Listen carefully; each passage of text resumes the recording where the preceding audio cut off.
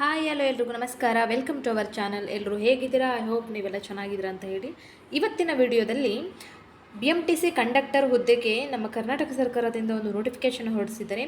ಈ ಒಂದು ನೋಟಿಫಿಕೇಷನ್ ಬಗ್ಗೆ ನಾವು ತಿಳ್ಕೊಳ್ತಾ ಹೋಗ್ತೀವಿ.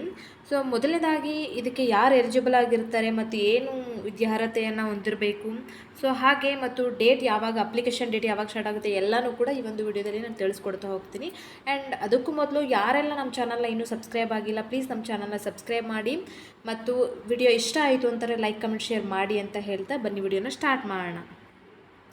ಸೊ ಇದು HK ಮತ್ತು ನಾನ್ HK ಎರಡಕ್ಕೂ ಕೂಡ ಒಂದು 2500 ಹುದ್ದೆಗಳ ಮಟ್ಟಿಗೆ ಒಂದು ನೋಟಿಫಿಕೇಷನ್ ಹೊರಡಿಸಿದ್ದಾರೆ.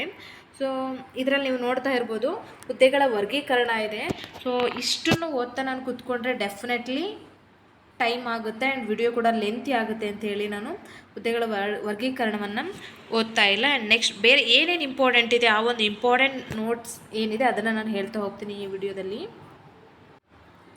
ಮೊದಲನೇದಾಗಿ ನಾವು ಎಜುಕೇಷನ್ ಎಲಿಜಿಬಿಲಿಟಿ ನೋಡೋದಾಯಿತು ಅಂತಂದರೆ, ಎಜುಕೇಷನ್ ಅಂದರೆ ಶೈಕ್ಷಣಿಕ ವಿದ್ಯಾರ್ಹತೆ PUC ಅಥವಾ ಆರ್ಟ್ಸ್ ಅಥವಾ ಕಾಮರ್ಸ್ ಅಥವಾ ಸೈನ್ಸ್ನಲ್ಲಿ ಉತ್ತೀರ್ಣರಾಗಿರತಕ್ಕದ್ದು ಅಂತ ಇದೆ. ಯಾರು ಈ ಒಂದು ಅಪ್ಲಿಕೇಶನ್ಗೆ ಒಂದು ಎಲಿಜಿಬಲ್ ಆಗಬೇಕು ಅಥವಾ ನಾನು ಈ ಒಂದು ಕಂಡಕ್ಟರ್ ಹುದ್ದೆಗೆ ನಾನು ಅಪ್ಲಿಕೇಶನ್ ಹಾಕ್ತೀನಿ ಅಂತ ಇಷ್ಟಪಡ್ತೀರ ಅವರು PUC ಮಾಡಿದರೆ ಸಾಕು. ಆ್ಯಂಡ್ ಈ ಒಂದು PUC ಏನಾಗಿರ್ಬೋದು, CBSEನಾದರೂ ಆಗಿರ್ಬೋದು ಅಥವಾ ICSEನಾದರೂ ಆಗಿರಬಹುದು. ಎರಡರಲ್ಲಿ ಯಾವುದಾದ್ರು ಒಂದಾಗಿದ್ರೂ ಕೂಡ ಈ ಒಂದು ಜಾಬ್ ನೋಟಿಫಿಕೇಷನ್ಗೆ ನೀವು ಎಲಿಜಿಬಲ್ ಇರ್ತೀರ. ಅಥವಾ ಈಕ್ವಲೆಂಟ್ ಒಂದು ಎಲಿಜಿಬಿಲಿಟಿನ ಹೊಂದಿರಬೇಕು ಅಂದರೆ 3 ವರ್ಷಗಳ ಡಿಪ್ಲೊಮೊದಲ್ಲಿ ಕೂಡ ಈ ಒಂದು ಎಜುಕೇಷನ್ ಇತ್ತು ಅಂತಂದರೆ ಈ ಒಂದು ನೋಟಿಫಿಕೇಷನ್ಗೆ ಅರ್ಹರಾಗಿರ್ತೀರ ಅಂತ ಅರ್ಥ. ಓಕೆ. ಸೊ ನಂತರ ಇನ್ನೊಂದು ಏನಿದೆ ಅಂದರೆ ಮಾನ್ಯತೆ ಹೊಂದಿರುವ ಮೋಟಾರು ವಾಹನ ನಿರ್ವಾಹಕ ಪರವಾನಗಿ ಮತ್ತು ಬ್ಯಾಡ್ಜನ್ನು ಹೊಂದಿರತಕ್ಕದ್ದು ಅಂತ ಇದೆ. ನಾನು ಲಾಸ್ಟ್ ಟೈಮ್ ಕೂಡ ಒಂದು BMTC ಹುದ್ದೆಗೆ ನೋಟಿಫಿಕೇಷನ್ ಹೊರಡಿಸಿದಾಗ ಒಂದು ವಿಡಿಯೋ ಮಾಡಿದ್ದೀನಿ, ಅದು ಕೂಡ ಇದು ಕಂಪಲ್ಸರಿ ಇತ್ತು, ಸೇಮ್ ಥಿಂಗ್. ಸೊ ಇಲ್ಲಿ ಏನು ಕೇಳ್ತಾರಪ್ಪ ಅಂದರೆ ಲೈಸೆನ್ಸ್ನ ಹೊಂದಿರಬೇಕಾಗಿರುತ್ತೆ. ಭಾರಿ ವಾಹನಕ್ಕಾಗಿರ್ಬೋದು ಅಥವಾ ಲಘು ವಾಹನಕ್ಕಾಗಿರ್ಬೋದು ಲೈಸೆನ್ಸ್ನ ಹೊಂದಿರಬೇಕು ಅಂತ ಹೇಳಿ ಕೇಳ್ತಾರೆ. ಕೆಲವು ಕಡೆ ಎಕ್ಸ್ಪೀರಿಯನ್ಸ್ನು ಕೂಡ ಕೇಳಿದ್ದಾರೆ. ಸೊ ಇದರಲ್ಲಿ ಇವಾಗ ಒಂದು ಬ್ಯಾಡ್ಜನ್ನು ಅಥವಾ ಲೈಸೆನ್ಸನ್ನು ಹೊಂದಿರಬೇಕು ಅಂತ ಹೇಳಿ ಹೇಳ್ತಿದ್ದಾರೆ. ನೆಕ್ಸ್ಟು ಫಿಸಿಕಲ್ ಆಗಿ ಹೇಗಿರಬೇಕಪ್ಪ ಅಂತಂದರೆ, ಲಿಂಗ ಅಂತಂದರೆ ಪುರುಷ ಎತ್ತರ ಎಷ್ಟಿರಬೇಕು ಅಂದರೆ 160 ಸೆಂಟಿಮೀಟರ್ ಇರಬೇಕು. ಪುರುಷ ತೃತೀಯ ಲಿಂಗ ಎರಡನ್ನೂ ಸೇರಿಸಿ ಪುರುಷ ಆಗಿರ್ಬೋದು ಅಥವಾ ತೃತೀಯ ಲಿಂಗ ಆಗಿರ್ಬೋದು. ಸೊ ಅಂಥವರು 160 ಸೆಂಟಿಮೀಟರ್ ಆಗಿರಬೇಕಂತೆ. ಆ್ಯಂಡ್ ಮಹಿಳೆ ತೃತೀಯ ಲಿಂಗದಲ್ಲಿ 150 ಸೆಂಟಿಮೀಟರ್ ಇದ್ದರೆ ಸಾಕಂತೆ, ಅಂದರೆ ಹೈಟು ಇಷ್ಟಿದ್ರೆ ಸಾಕಾಗುತ್ತೆ. ನೆಕ್ಸ್ಟ್ ಇದರಲ್ಲಿ ವಯೋಮಿತಿ ಕೊಟ್ಟಿದ್ದಾರೆ. ಅರ್ಜಿಗಳನ್ನು ಸ್ವೀಕರಿಸಲು ನಿಗದಿಪಡಿಸಿದ ಕೊನೆಯ ದಿನಾಂಕ 18/4/2024 ಅಂತ ಇದೆ. ಆ್ಯಂಡ್ ಈಗ ಆಲ್ರೆಡಿ ಅಪ್ಲಿಕೇಶನ್ ಸ್ಟಾರ್ಟ್ ಆಗಿದೆ.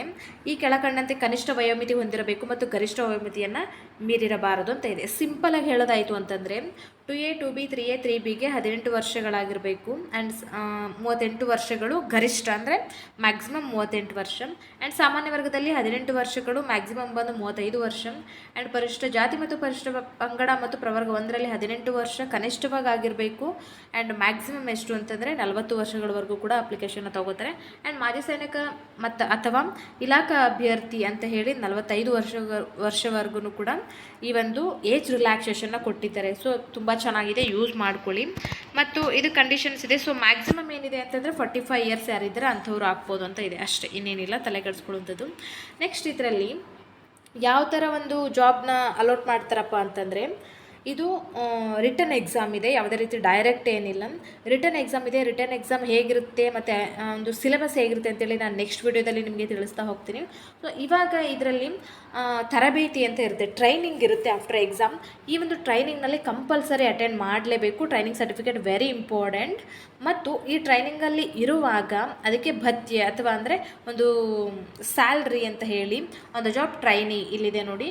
ಸೊ ಈ ಒಂದು ಟ್ರೈನಿಂಗ್ ಮಾಡುವಾಗ 9,100 ರೂಪಾಯಿಗಳನ್ನು ಒಂದು ಸ್ಯಾಲ್ರಿಯಾಗಿ ಕೊಡುವಂಥದ್ದಾಗಿರುತ್ತೆ. ಓಕೆನಾ. ಸೊ ಅದಕ್ಕೆ ಹೇಳಿದ್ದಾರೆ ಇವರು ಆಯ್ಕೆಯಾದ ಅಭ್ಯರ್ಥಿಗಳನ್ನು 1 ವರ್ಷ ಕಾಲ ಕೆಲಸದ ಮೇಲೆ ತರಬೇತಿ ಆನ್ ದ ಜಾಬ್ ಟ್ರೈನಿಂಗ್, ಅಂದರೆ ಎಕ್ಸಾಮ್ ಬರೆದಾದ ನಂತರ ಯಾರು ಸೆಲೆಕ್ಟ್ ಆಗ್ತಾರೆ ಅವರಿಗೆ 1 ವರ್ಷಗಳ ಕಾಲ ಟ್ರೈನಿಂಗ್ನ ಕೊಡ್ತಾರಂತೆ. ಆ ಒಂದು ಟ್ರೈನಿಂಗ್ನಲ್ಲಿ ಈ ತರಬೇತಿ ಅವಧಿಯಲ್ಲಿ ಮಾಸಿಕ ಸಮಗ್ರ ತರಬೇತಿ ಭತ್ಯೆಯಾಗಿ ಅಂದರೆ 9,100 ಅನ್ನು ನೀಡಲಾಗುವುದು ಅಂತ ಇದೆ. ಯಾಕೆ ಸ್ಯಾಲ್ರಿ ಥರನೇ 9,100 ರೂಪಾಯಿಗಳನ್ನು ಅವರು ಭತ್ಯೆಯಾಗಿ ಕೊಡ್ತೀವಿ ಅಂತ ಹೇಳಿದ್ದಾರೆ. ಆ್ಯಂಡ್ ಸೆಕೆಂಡ್ ಪಾಯಿಂಟ್ ನೋಡೋದಾಯಿತು ಅಂದರೆ ಆಯ್ಕೆಗೊಂಡ ಅಭ್ಯರ್ಥಿಗಳು 1 ವರ್ಷದ ಕೆಲಸದ ತರಬೇತಿಯನ್ನು ತೃಪ್ತಿಕರವಾಗಿ ಪೂರೈಸಿದಲ್ಲಿ ಅವರನ್ನು ನಿಯಮಾನುಸಾರ 2 ವರ್ಷಗಳ ಅವಧಿಗೆ ಕಾಯಂ ಪೂರ್ವ ಪರೀಕ್ಷಾರ್ಥ ಸೇವೆಯಲ್ಲಿ ನೇಮಕಗೊಳಿಸಿಕೊಳ್ಳಲಾಗುತ್ತದೆ ಅಂತ ಇದೆ. ಓಕೆ, ಸೊ ಇದರಲ್ಲಿ ಇದಾದ 1 ವರ್ಷ ಒಂದು ಟ್ರೈನಿಂಗ್ ನಡೆಯುತ್ತೆ. ಅದಾದಮೇಲೆ 2 ವರ್ಷ ಜಾಬ್ ಅಂತಂದರೆ ಕಂಪಲ್ಸರಿ 2 ವರ್ಷ ಮಾಡಲೇಬೇಕು. ಒಂದು ಕಂಡೀಷನ್ಸ್ ಇರುತ್ತೆ, ಅದೊಂದು ಕಂಡೀಷನ್ಗೆ ತಕ್ಕಂತೆ ಆ ಒಂದು ಜಾಬ್ನ ಮಾಡಿದ್ರೆ ಮುಗೀತು. ಸೊ ಅದಾದ ನಂತರ ಪರ್ಮನೆಂಟ್. ಇದು ಕೂಡ ಈ ಒಂದು ಟ್ರೈನಿಂಗ್ ಮುಗೀತು ಅಂದ ತಕ್ಷಣ ಪಕ್ಕಾ ಅದು ಜಾಬ್ ಸಿಕ್ತು ಅಂತಲೇ, ಬಟ್ ಕೆಲಸದ ತರಬೇತಿಯನ್ನು ತೃಪ್ತಿಕರವಾಗಿ ಪೂರೈಸಿದಲ್ಲಿ. ಓಕೆ, ಒಂದಷ್ಟು ಕಂಡೀಷನ್ಸ್ ಇರುತ್ತೆ, ಸಿಂಪಲ್ ಆಸ್ ಕಂಡೀಷನ್ಸ್ ಇರುತ್ತೆ ಅದರಲ್ಲೂ ಕೂಡ. ಸೊ ಅದನ್ನು ನೀವು ಯಾವುದೇ ರೀತಿ ಅದಕ್ಕೆ ಧಕ್ಕೆ ತರದೇ ಇರೋ ಥರ ಆರಾಮಾಗಿ ಆ ಒಂದು ತರಬೇತಿಯನ್ನು ಮುಗಿಸ್ತು ಅಂತಂದರೆ 1 ವರ್ಷದ ಕೆಲಸದ ಮೇಲೆ, ಓಕೆ ಅವರು ಹೇಳಿದ್ದಾರೆ ಇಲ್ಲಿ 1 ವರ್ಷದ ಕೆಲಸದ ಮೇಲೆ ತರಬೇತಿನ ತೃಪ್ತಿಕರವಾಗಿ ಪೂರೈಸಿದಲ್ಲಿ ಅಂತ ಇದೆ. ಸೊ ಈ ಒಂದು ಟ್ರೈನಿಂಗ್ನ ಮುಗಿಸಿದ ತಕ್ಷಣವೇ 2 ವರ್ಷಗಳ ಅವಧಿಗೆ ಕಾಯಂ ಪೂರ್ವ ಅಂತೇಳಿ. ಓಕೆ, ಸೊ 1 ವರ್ಷ ಟ್ರೈನಿಂಗ್ ಆಗ್ತಿದೆ ಅಂದರೆ ಪಕ್ಕಾ ಜಾಬ್ ಸಿಕ್ತು ಅಂತ ಹೇಳಿ ಅಷ್ಟೇ. ಸೊ ಆ್ಯಸ್ ಸಿಂಪಲ್ ಆಸ್ ಹೇಳೋದಾಯಿತು ಅಂದರೆ ಇಷ್ಟೇ, ಇದ್ರ ಮೇಲೆ ಇನ್ನೇನು ಇರಲ್ಲ ಇದರಲ್ಲಿ. ಸೊ ಇದಾದ ನಂತರ ಎಲ್ರಿಗೂ ಸ್ಯಾಲ್ರಿ ಬಗ್ಗೆ ವರಿ ಇದ್ದೇ ಇರುತ್ತೆ. ಸೊ ಸ್ಯಾಲ್ರಿ ಎಷ್ಟಿದೆ ಅಂತಂದರೆ ಸಿಂಪಲ್ಲಾಗಿ 18,660 ರೂಪಾಯಿಂದ ಹಿಡಿದು 25,300 ರೂಪಾಯಿವರೆಗೂ ಕೂಡ ಸ್ಯಾಲ್ರಿ ಇರುವಂಥದ್ದಾಗಿರುತ್ತೆ. ನಂತರ ಇಲ್ಲಿ ಅಪ್ಲಿಕೇಶನ್ ಹೇಗೆ ಹಾಕೋದಪ್ಪ ಅಂತಂದರೆ ಅದಕ್ಕೆ ಅಂತ ಒಂದು ವೆಬ್ಸೈಟ್ ಇದೆ. ಈ ಒಂದು ವೆಬ್ಸೈಟ್ನಲ್ಲಿ ಅಪ್ಲಿಕೇಶನ್ ಹಾಕುವಂಥದ್ದಾಗಿರುತ್ತೆ. ಓಕೆ, ಸೊ ನಂತರ ಈ ಒಂದು ಅಪ್ಲಿಕೇಶನ್ ಹೇಗೆ ಹಾಕಬೇಕು ಅಂತ ಹೇಳಿ ನಾನೇ ನಮ್ಮ ಒಂದು ಯೂಟ್ಯೂಬ್ ಚಾನಲಲ್ಲಿ ಅಪ್ಲಿಕೇಶನ್ ಹಾಕಿ ತೋರಿಸ್ತೀನಿ. So sorry for that. But ನಾನು ನಾಳೆ ಅಥವಾ ನಾಳಿದ್ರೊಳಗಡೆ ಈ ಒಂದು ಅಪ್ಲಿಕೇಶನ್ ಹೇಗೆ ಹಾಕೋದು ಅಂತೇಳಿ ನಿಮಗೆ ತಿಳಿಸ್ಕೊಡ್ತೀನಿ. ನೆಕ್ಸ್ಟ್ ಆನ್ಲೈನ್ ಮುಖಾಂತರ ಅರ್ಜಿ ಸಲ್ಲಿಸಲು ಪ್ರಾರಂಭಿಕ ದಿನಾಂಕ ಬಂದು 19/4/2024 ಹಿಡಿದು ಕೊನೆಯ ದಿನಾಂಕ ಬಂದು 18/5/2024 ಅಂದರೆ ಮೇ 18ನೇ ತಾರೀಕುವರೆಗೂ ಕೂಡ ಈ ಒಂದು ಡೇಟ್ ಇದೆ. ಸೊ ನಾನು ನಾಳೆ ಅಥವಾ ನಾಳಿದ್ದಲ್ಲಿ ಅಪ್ಲಿಕೇಶನ್ ಹೇಗೆ ಹಾಕೋದು ಅಂತೇಳಿ ತಿಳಿಸ್ಕೊಡ್ತಾ ಹೋಗ್ತೀನಿ. ನಂತರ ಒಂದು ಫೀಸ್ ಪೇಮೆಂಟ್ ಹೇಗಿದೆ ಅಂದರೆ 19 ಅಂದರೆ ಅಪ್ಲಿಕೇಶನ್ ಡೇಟ್ ಮುಗಿದ ನಾಳೆಗೇ ಫೀಸ್ ಪೇಮೆಂಟ್ ಇದೆ. 19/5/2024 ಪೇಯನ್ನು ಮಾಡಬೇಕಾಗಿರುತ್ತೆ. ನಂತರ ಫೀಸ್ ಪೇಮೆಂಟ್ ಹೇಗಿದೆಯಪ್ಪ ಅಂತಂದರೆ ಪ್ರವರ್ಗ 2A 2B 3A 3B 750 ರೂಪಾಯಿ ಇದೆ ಮತ್ತು ಪರಿಶಿಷ್ಟ ಜಾತಿ ಇನ್ನು ಉಳಿದಂಥ ಯಾವ ಕ್ಯಾಟಗರಿ ಇದೆ ಅದೆಲ್ಲವೂ ಕೂಡ 500 ರೂಪಾಯಿ ಇದೆ. ಸೊ ಇದರಲ್ಲಿ ಪಾವತಿಸಿದ ಶುಲ್ಕವನ್ನು ಹಿಂತಿರುಗಿಸಲಾಗುವುದಿಲ್ಲ ಅಂತ ಹೇಳಿದ್ದಾರೆ. ಓಕೆ, ಸೊ ಸಮ್ ಟೈಮ್ ಈಗ ನಾವು ನೋಡ್ಬೋದು RPF ಆಗಿರ್ಬೋದು, SI ಕಾನ್ಸ್ಟೇಬಲ್, ಅದರಲ್ಲಿ ಅಟ್ ಲೀಸ್ಟ್ ಪರಿಶಿಷ್ಟ ಜಾತಿ, ಪರಿಶಿಷ್ಟ ಪಂಗಡ, ಪ್ರವರ್ಗ 1 ಅಥವಾ ಮಾಜಿ ಸೈನಿಕ ಈ ಥರ ಒಂದು ಜನರಲ್ ಕ್ಯಾಟಗರಿನ ಬಿಟ್ಟು ಬೇರೆ ಉಳಿದಿದ್ದಕ್ಕೆಲ್ಲ ರೀಫಂಡ್ ಆಗುವಂಥದ್ದಿದೆ. ಸೊ ಇನ್ನು ಯಾರು ಆ ಒಂದು ನೋಟಿಫಿಕೇಷನ್ನ ನೋಡಿಲ್ಲ ಹೋಗಿ ಆ ನೋಟಿಫಿಕೇಷನ್ನ ನೋಡಿ ಜಾಬ್ ಅಪ್ಲಿಕೇಶನ್ನ ನಿಮ್ಮ ಹೆಸರಿನಲ್ಲಿ ಮಾಡ್ಕೊಳ್ಳಿ. ಆ್ಯಂಡ್ ಇದರಲ್ಲಿ ಆ ಥರ ಒಂದು ಆಪರ್ಚುನಿಟಿ ಇಲ್ಲ. ಅದು ಸೆಂಟ್ರಲ್ ಗೌರ್ನಮೆಂಟು, ಇದು ಸ್ಟೇಟ್ ಗೌರ್ನಮೆಂಟು. ಓಕೆ, ಸೊ ಇದನ್ನು ಗಮನದಲ್ಲಿ ಇಟ್ಕೊಳ್ಳಿ. ಯಾರು ಇದಕ್ಕೆ ಎಲಿಜಿಬಲ್ ಇರ್ತೀರೋ ಅವರಷ್ಟೇ ಅಪ್ಲಿಕೇಶನ್ ಹಾಕಿ. ಸೊ ಇದರಲ್ಲಿ ಫೀಸ್ ಕೂಡ ಜಾಸ್ತಿ ಇದೆ, 500 ರೂಪೀಸ್ ಆ್ಯಂಡ್ 750 ರೂಪೀಸ್.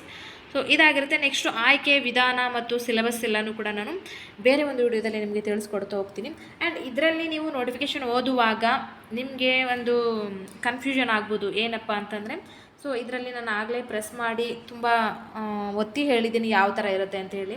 ಸೊ 1 ವರ್ಷಗಳ ಕಾಲ ಕಂಪಲ್ಸರಿ ಇರುತ್ತೆ. ಅದಾದ ನಂತರ 2 ವರ್ಷದ ಅವಧಿಗೆ ಕಾಯಂ ಪೂರ್ವ ಪರೀಕ್ಷಾರ್ಥ ಸೇವೆಯಲ್ಲಿ ನೇಮಕಗೊಳಿಸಿ ಅಂತ ಹೇಳಿದ್ದಾರೆ. ಅಂದರೆ ಈಗ ಕೆಲವ್ರಿಗೆ ಅದು ಕಮೆಂಟ್ಸಲ್ಲಿ ಕಮೆಂಟ್ ಮಾಡ್ತಾರೆ ಯಾವ ಥರ ಇದು ಅಂತ ಹೇಳಿ. ಸಿಂಪಲ್ ಆಗಿ ಹೇಳೋದಾಯಿತು ಅಂದರೆ 1 ವರ್ಷ ಟ್ರೈನಿಂಗ್ ಇರುತ್ತೆ. ಅದಾದ ನಂತರ 2 ವರ್ಷಕ್ಕೆ ಅವರು ಜಾಬ್ನ ಪರ್ಮನೆಂಟಾಗಿ ಮಾಡ್ಕೊಂಡಿರ್ತಾರೆ, ಯಾವಾಗ ಎಕ್ಸಾಮ್ ಪಾಸ್ ಆದಮೇಲೆ, ಅಂದರೆ ರಿಟರ್ನ್ ಎಕ್ಸಾಮ್ ಪಾಸ್ ಆದಮೇಲೆ. ಓಕೆ, ಸೊ ಇಷ್ಟೇ.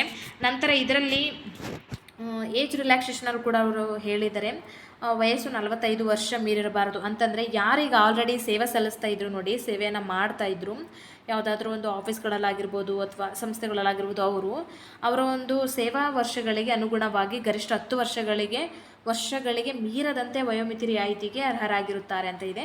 ಅವರ ಒಂದು ಸೇವೆಯನ್ನು ಸೇರಿಕೊಂಡಿರ್ತಾರೆ ಅಲ್ವ, ಅದು ಮುಗಿದ ನಂತರ ಅಥವಾ ಇಂತಿಷ್ಟು ದಿನಗಳಂತ ಇರುತ್ತೆ, ಅದಕ್ಕೆ 10 ವರ್ಷ ಅವ್ರು ಆಗಿರಬಾರ್ದು ಕಂಡೀಷನ್ಸ್ ಇದೆ. ಸೊ ಹಾಗಾಗಿ ಯಾರು ಇದ್ರ ಬಗ್ಗೆ ಏನು ವರಿ ಮಾಡ್ತಾ ಕೂತ್ಕೊಬಿಡಿ. ಸೊ ಸಿಂಪಲಾಗಿ ನಾವು ತಿಳ್ಕೊಳ್ಳೋದಾಯಿತು ಅಂದರೆ 45 ವರ್ಷ ಆಗಿರಬೇಕು ಅಷ್ಟೇ. ಓಕೆ, ಅದಕ್ಕೆ ನಾನು ಈ ಥರ ಸ್ಟ್ರೆಸ್ ಮಾಡಿ ಹೇಳ್ತಾ ಇದ್ದೀನಿ, ಇದನ್ನು ನೋಡಿ ಕನ್ಫ್ಯೂಸ್ ಆಗೋದು ಬೇಡ ಅಂತೇಳಿ. ಓಕೆನಾ? ಓಕೆ, ಆ್ಯಂಡ್ ನೆಕ್ಸ್ಟ್ ಈ ಮಾಹಿತಿ ಯಾರಿಗಾದ್ರೂ ಇಷ್ಟ ಆಗಿತ್ತು ಅಂತಂದರೆ ಪ್ಲೀಸ್ ನಮ್ಮ ಚಾನಲ್ ಸಬ್ಸ್ಕ್ರೈಬ್ ಮಾಡಿ, ಲೈಕ್, ಕಮೆಂಟ್, ಶೇರ್ ಮಾಡಿ ಅಂತ ಹೇಳ್ತಾ ಥ್ಯಾಂಕ್ ಯು ಫಾರ್ ವಾಚಿಂಗ್.